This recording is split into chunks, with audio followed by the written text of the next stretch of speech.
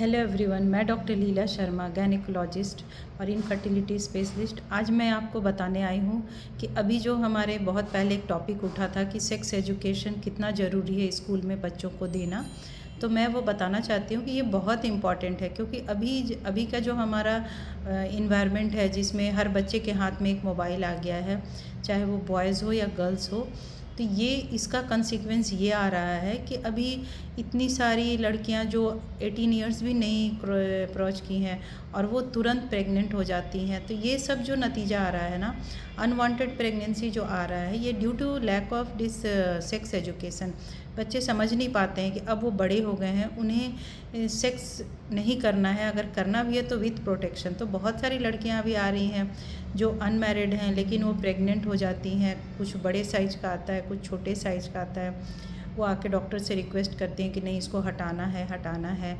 लेकिन हमारे साथ ये मजबूरी होता है कि हम अनवांटेड एबॉर्शन बहुत रिस्की हो गया है, इसलिए अभी आप लोगों को ये सब प्रिकॉशन बताना है। तो मैं पेरेंट्स से रिक्वेस्ट करती हूँ कि आप अपने बच्चियों को बताएं कि अब तुम बड़ी हो गई हो, तुम्हें इन सब चीज़ों से दूर रहना है।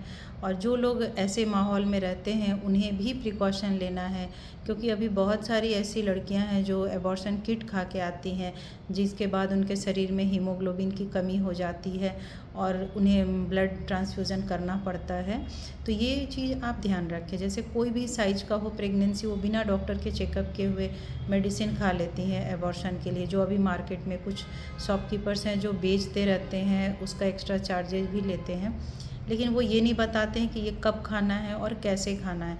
तो मान लीजिए अगर आपकी प्रेगनेंसी हो ही गई है, उसको आपको टर्मिनेट करना है, तो आप डॉक्टर से कंसल्ट करके खाएं। ये प्रेगनेंसी को आप कुछ भी लेकर खा लेते हैं, उसके बाद ब्लीडिंग हो रहा है, 1 मंथ 2 मंथ से ब्लीडिंग होने के बाद वो जब डॉक्टर के पास पहुंचती हैं तो उनका सिचुएशन बहुत ख़राब रहता है। जैसे उन्हें ब्लड की कमी हो जाती है, या फिर उन्हें इन्फेक्शन हो जाता है, सेप्टिक एबॉर्शन हो जाता है। तो ये सब चीज़ों का ध्यान रखना है कि अगर आप प्रेग्नेंट हो ही गए हैं बाई चांस, बाई मिस्टेक, तो आप डॉक्टर से कंसल्ट करें। अगर सूटेबल टाइम है मेडिसिन खिलाने का तो डॉक्टर आपको ज़रूर प्रिस्क्राइब करेंगे।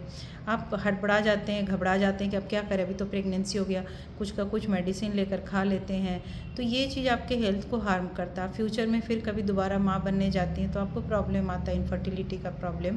तो ये सब चीज़ों को आपको ध्यान रखना। और ये सब मुझे लगता है कि आपको ज़रूर पता होना चाहिए कि सेक्स क्या है, उसको कैसे करना है, प्रोटेक्शन के साथ करना है, और अगर नहीं है तो फिर नहीं करना है। तो ये सब चीज़ हमारे अभी छोटी छोटी लड़कियां बहुत आ रही हैं जो प्रेग्नेंट हो जा रही हैं, उनके पेरेंट्स से छुप कर दवा खाती हैं, कहीं भी जाकर आरएमपी के पास वो एबॉर्शन करा लेती हैं।